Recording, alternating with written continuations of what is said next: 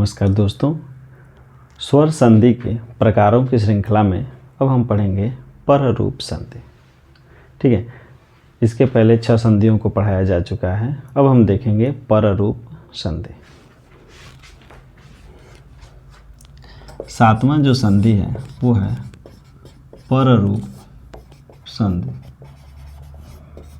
पररूप संधि का जो सूत्र होता है, ठीक है, वो होता है एंगी पर रूपम।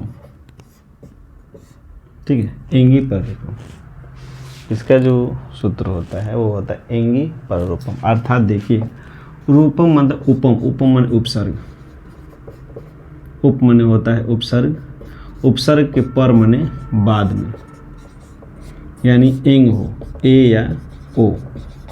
ठीक है, कह रहा है कि उपसर्ग के बाद में यदि ए या ओ होगा तो उपसर्ग के अंत में आने वाला, इस उपसर्ग के अंत में आने वाला ओ, ठीक है, इस ए या ओ के साथ मिल करके संधि बुलाएगा। जैसे हम कहेंगे कि यदि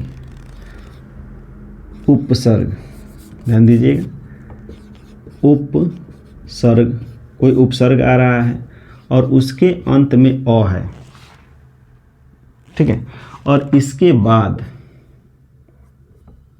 ठीक है, कोई उपसर्ग है और इस उपसर्ग के अंत में अ है और इसके बाद ए है, ठीक है, तो ये अ और ए मिल करके एक वर्ण यानी केवल ए हो जाएगा, यानी ये बन जाएगा केवल ए, ये दोनों मिलकर के केवल ए बनेगा। ठीक, यदि इसी उपसर्ग के अंत में यदि अ है, ठीक है, और इसके बाद कोई वर्ण ओ आता है, ठीक है, तो भी ये दोनों मिल करके एक हो जाएंगे। अर्थात ये केवल ओ बनेगा, इनका केवल क्या बनेगा, ओ बनेगा। ये दो नियम ध्यान से देख लीजिए, यही दोनों याद करना है। क्या करना है, कोई उपसर्ग, भाई एंगी पर रूपम यानी उपसर्ग के बाद कोई एंग प्रत्याहार यानी ए और ओ में से कोई हो, तो इन दोनों वर्णों में उपसर्ग का अंतिम अ मिल जाता है इस वर्ण के साथ, यानी एक हो जाता है। ये उपसर्ग के बाद यदि ओ आता है, उपसर्ग के अंत में यदि अ है और इस अ के बाद कोई ओ वर्ण आता है, तो ये अ ओ के साथ मिल करके ओ बन जाता है। जैसे उदाहरण देखते हैं, एक उदाहरण देखेंगे, प्रधन एजते, प्रधन एजते, ये एक उदाहरण है।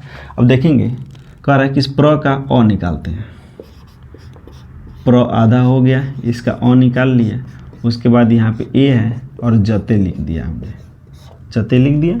कह रहा है कि यदि उपसर्ग, ये प्र उपसर्ग है, ठीक है, प्र उपसर्ग है, प्र के बाद यदि अ आए, मान उपसर्ग, प्र क्या उपसर्ग है, तो कह रहे कि उपसर्ग के अंत में यदि अ, प्र बोल रहे हैं, प्र में अ आ रहा है, तो प्र में अ आ रहा है, तो इस अ को हमने अलग निकाल लिया।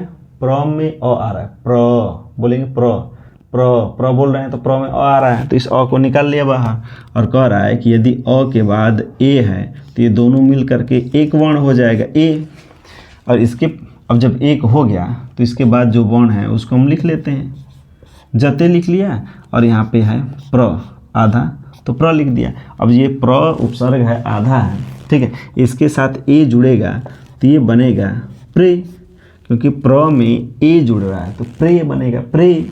और जते लिखा है तो हम लिख देंगे जते, यानी ये बन जाएगा प्रेजते। क्या बन गया, प्रेजते बन गया।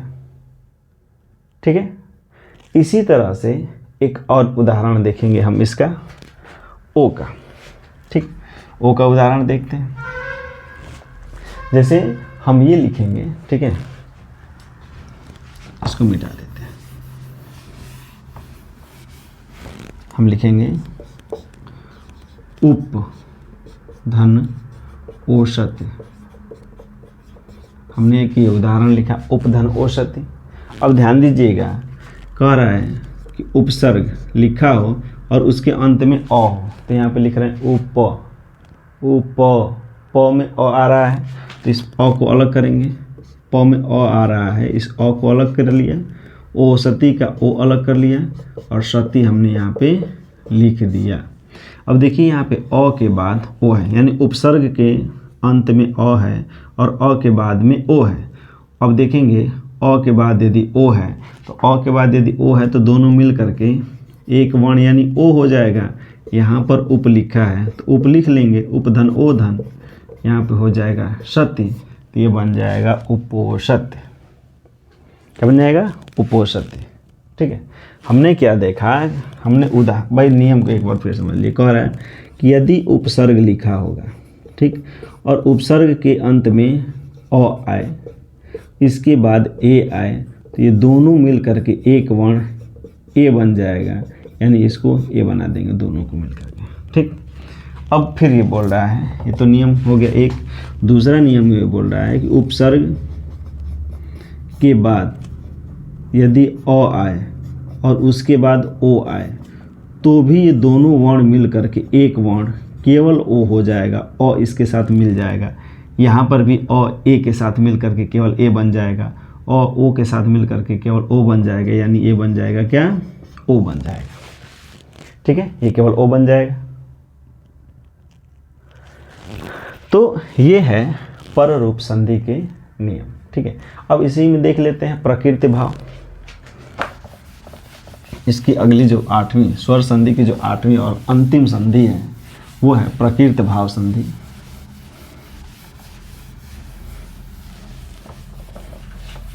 हम देखेंगे इसके आगे 8वीं संधि प्रकृति भाव।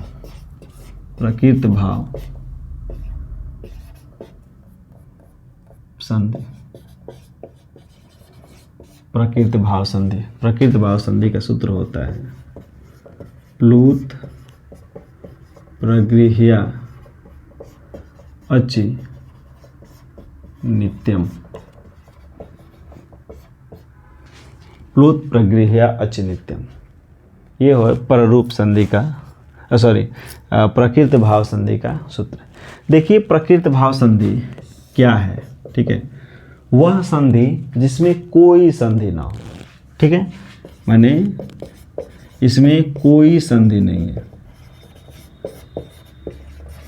प्रकृति भाव संधि क्या है?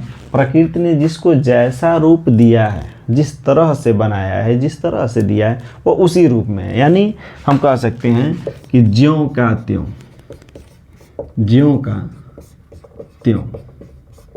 यानी हम ये भी कह सकते हैं कोई परिवर्तन नहीं, कोई परिवर्तन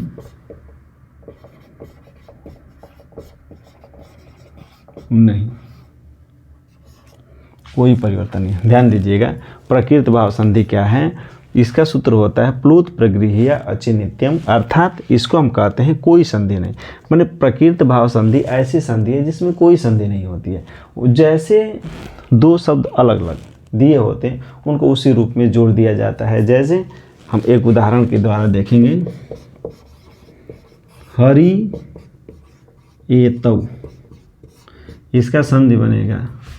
इसमें कह रहा है कि इसमें क्या संधि बनेगा? हमने कहा अभी कोई परिवर्तन नहीं, यानी जैसे है उसी तरह से हम उधर लिख देंगे, यानी इसका संधि भी इसी तरह से बनेगा, हरि एतौ बन गया संधि। इसका कोई परिवर्तन नहीं। प्रकृति भाव में कह रहा है कोई संधि नहीं होता है, माने ज्यों का त्यों होता है, यानी कोई परिवर्तन इसमें नहीं होता है। इनके शब्दों में, इनके संधियों में, इनके वर्णों में आपस में कोई न मेल होता है न कोई परिवर्तन होता है। ये ज्यों का त्यों लिख दिए जाते हैं। ठीक है, जैसे अगला देखेंगे, विष्णु इमौ। अगला उदाहरण, इसको हम लोग ज्यों का त्यों लिखेंगे, विष्णु इमौ। देखिए इसमें भी कोई परिवर्तन नहीं हुआ है। ठीक, अगला उदाहरण, गंगे अमु। इसको यदि बदलेंगे क्या बदलेगा, क्या बनेगा? हमने कहा इसमें भी कोई परिवर्तन नहीं होगा, इसमें भी कोई परिवर्तन नहीं। गंगे अमु, ये भी बन जाएगा गंगे अमु। ठीक है, अगला, पचेते इमौ। पचेते धन इमो, ठीक है। इसका जो संधि बनेगा पचेते इमो, कोई परिवर्तन नहीं, जैसा है मैंने जैसा जिस रूप में दिया है उसी रूप में इसको लिख देंगे। अगला भानु एतौ, अगला उदाहरण है भानु एतौ। भानु एतौ का मतलब क्या हो जाएगा, माने अरे भाई देखिए इसमें भी संधि है, तो इस संधि को करना तो है नहीं, परिवर्तन तो इसमें होना नहीं है, इसको जिस रूप में है जैसा है उसी रूप में उसको लिख देना है। तो यहाँ पर हम लिख देंगे भानु एतौ, ये हो जाएगा भानु एतौ, ये भानु एतौ हो जाएगा। हमने इस तरह से स्वर संधि के कुल 8 संधियों को हमने पढ़ा और देखा। हमने सबसे पहले स्वर संधि पढ़ा, स्वर संधि में 8 प्रकार हमने बताया, व्यंजन संधि में भी 8 प्रकार बताया, और विसर्ग संधियों में भी हमने 4 या 5 संधियों को बताया था, ठीक है। तो स्वर संधि में एक एक संधियों को करके हमने पढ़ा, ठीक है। इसके बाद हम पूरे इस नेक्स्ट वीडियो में हम विस्तार से सभी 8 संधियों को एक बार पुनः दोहरा लेंगे, एक वीडियो में पूरे संधियों को दोहराएंगे, ठीक है। तो हमने एक एक करके 8 संधियों को अलग अलग पढ़ा।